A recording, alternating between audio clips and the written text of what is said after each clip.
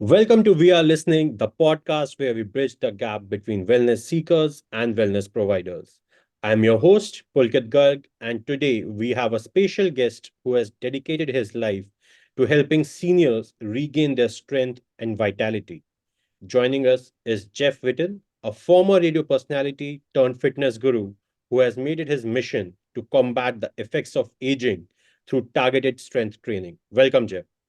Well, thank you, Pulkit. Thanks for having me.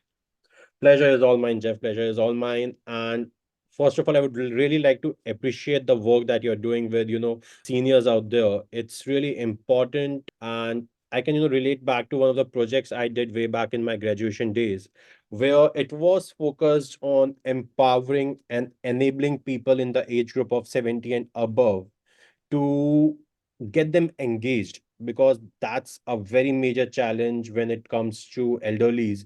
How do they spend their day? How do they get their time through? So that's where I had sort of worked out a concept through one of the NGOs in my college, the NGO society, the non-profit society we had in our college, where we were trying to bridge the gap between elderlies and the youth, and Mhm. the youth were training the elderlies with the different skill sets which could be later utilized. So that was an attempt, though I could not really execute it end to end. We were sort of stopped in our very nascent stages, but yes, that was one of the concepts I even have still in my mind.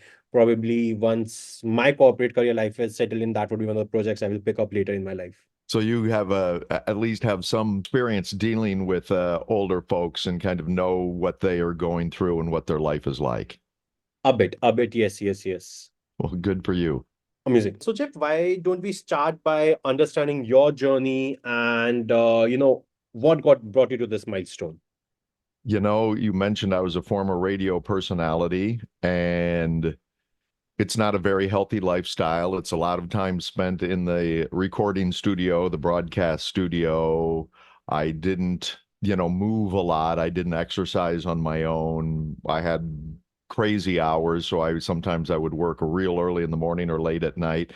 So my sleep got all out of whack, and that, affects your diet, how healthy you eat, when you're really tired and things like that. You don't make wise food choices. So I got overweight. When I turned 40 years old, I was about 30 pounds overweight.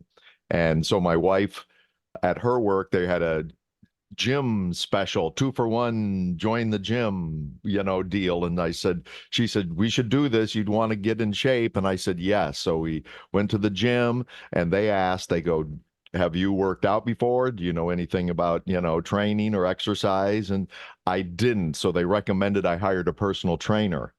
Okay. And it turns out he was from Iowa. I grew up on a farm in Iowa. We both graduated from the University of Iowa. He was a former NFL player, so he knew a lot about working out, and he was big and strong and a really great guy, and really inspired me. And so I started working out with him. I kept training with him and got really strong and lost all the weight.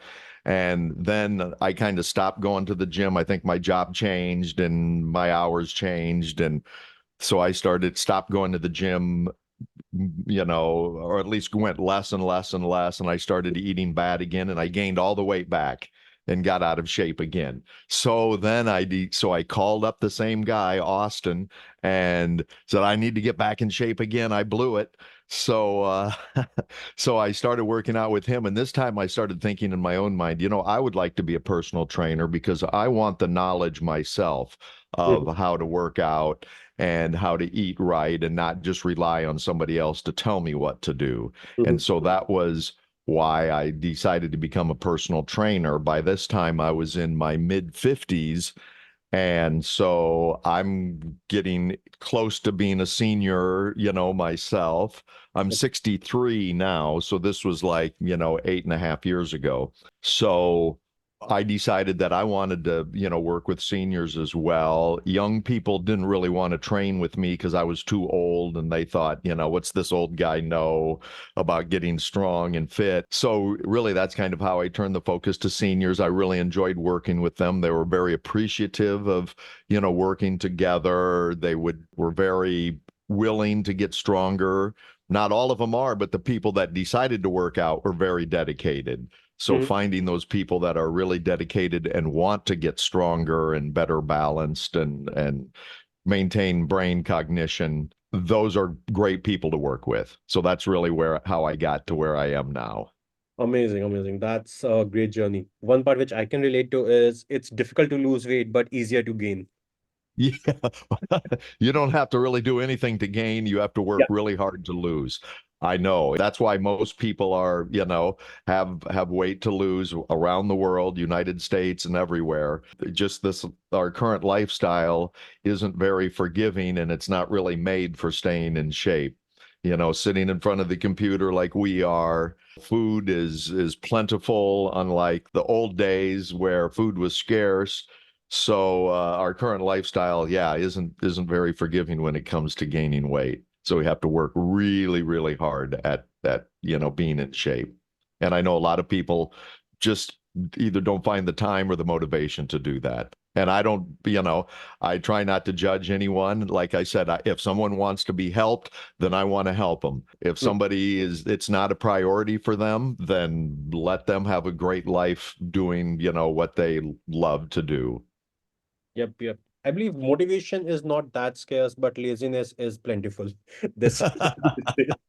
That's right. Everybody wants to be in shape and be strong and skinny, but to do all of the work that it takes day in and day out to do it is where everybody usually falls short. That's true. That's true. And this brings me to understand that with elderlies, why is there a specific need for strength training and why it becomes so crucial, in context of fighting osteoporosis or sarcopenia? Yes. A lot of seniors think that strength training is only for young people, young guys that want to impress the women by having a big chest and big biceps and things like that. But really, that is not the case. Or it's actually more important for folks once they reach their 60s and 70s and 80s because getting strong then will improve the quality of life so much more than it will for somebody who's already young and doesn't have mobility issues and still has muscle.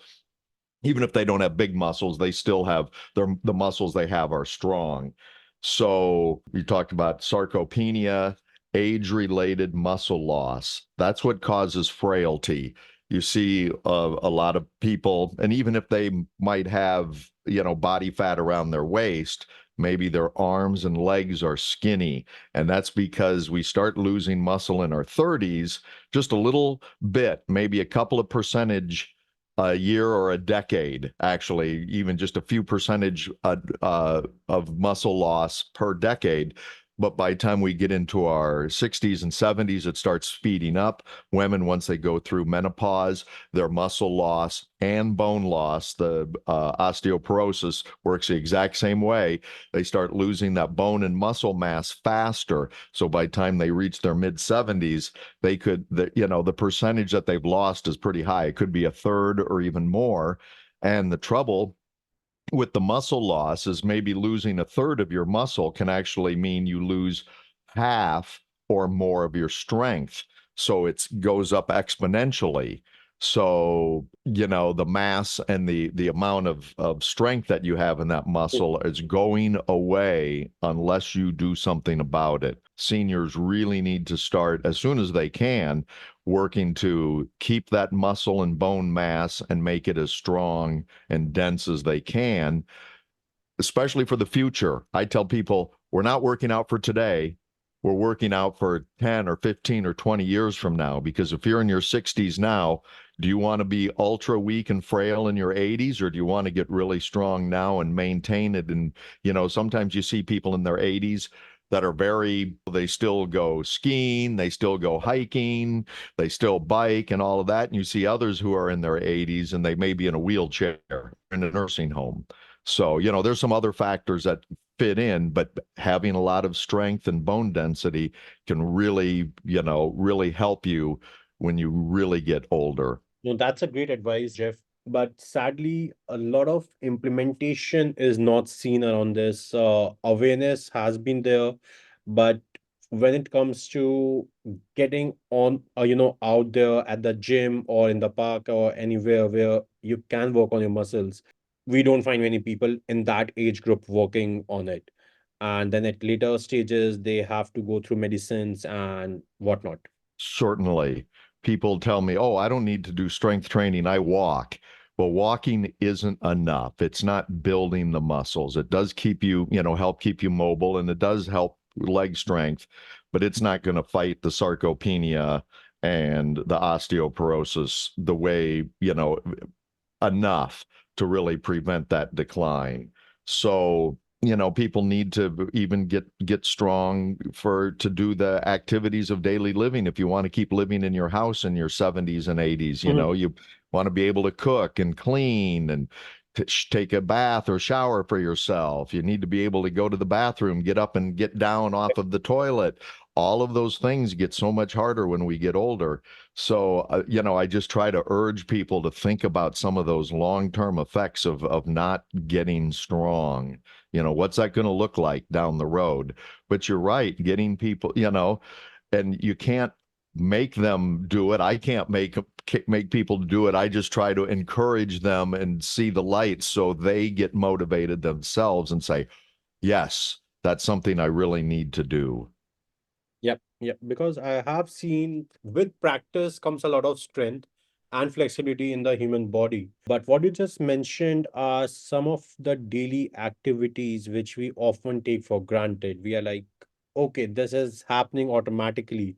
We don't need to even give it a second thought. But with age, it gets difficult. Certainly. What I hear a lot from the ladies that I train that started working with me and some of the men is, they now have trouble going up and down the stairs in their house or to get up into their house, just going up and down stairs, especially going downstairs.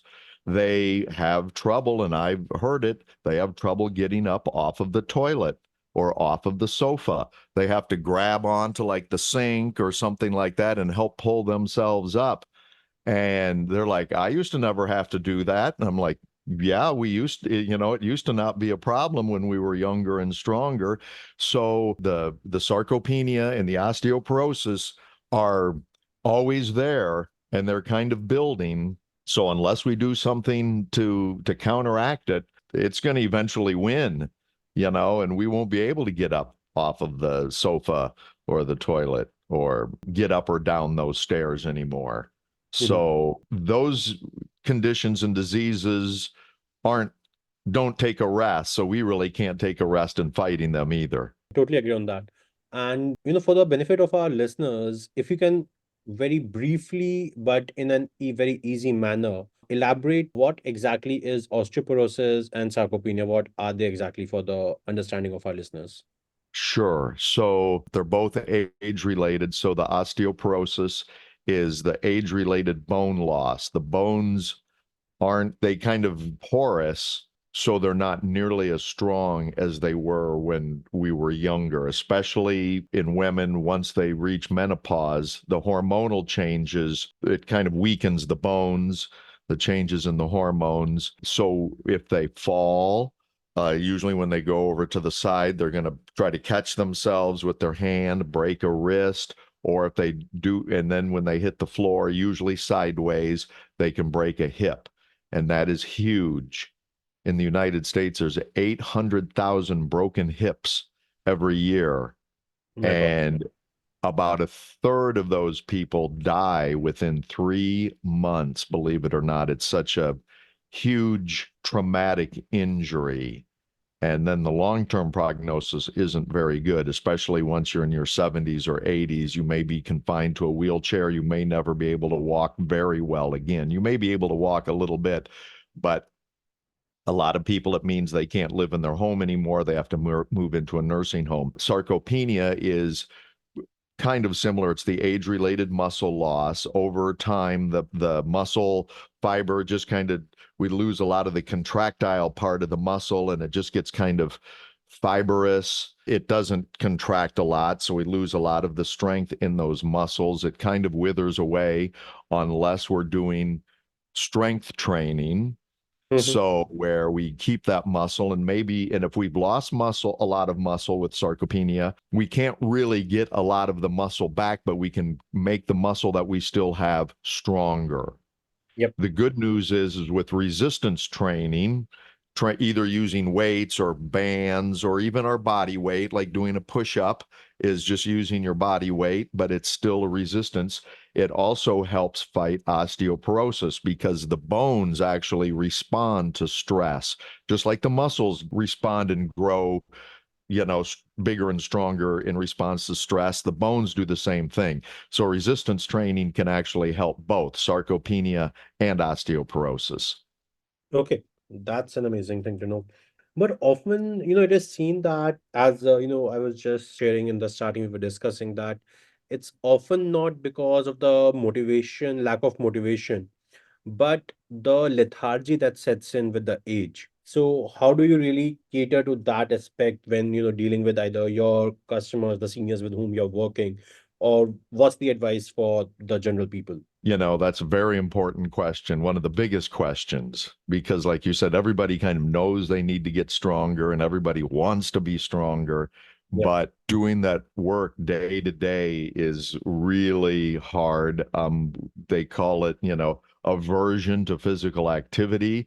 That happens as we get older. Yep. People don't want to work hard, be uncomfortable, sweat, the muscles kind of burn. We don't want pain, but that burning in the muscles, if you do a whole bunch of like bicep curls, your bicep all of a sudden starts to burn.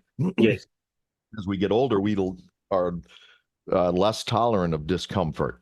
I guess we figure we did a lot of that when we were younger and we don't want to do it now. So that's really one of the biggest things is older folks also, they don't want to go out of their comfort zone. Maybe they don't want to go to a gym where young people are training. They feel intimidated by seeing younger, stronger people in the gym. So there's a lot of factors why they don't. I train people on Zoom. Some of my clients I train in person, but some I train on Zoom from the privacy of their own home. Mhm. And some find that very appealing where they would do that, where they wouldn't go to a gym. So Mhm. that works. So, like we'd kind of mentioned before, I can only try to inspire them and maybe a little bit scare them with the broken hip and the sarcopenia and the muscle loss and the not being able to go up and down stairs or get off the sofa, stand up from sitting down. If someone doesn't want to, there's no one, their kids can't make them. I have lots of, adults come to me and they say, you need to work with my elderly parents and get strong. They really need it. But then when I talk to the elderly parents, they're like, no way am I going to do that. So that's why I kind of mentioned at the beginning is I want to, I'm willing to help anybody that wants to get helped. I try to convince those that maybe aren't aware of the issues that they'll be facing when they get older, but there's no way to, really overcome it if they don't want to.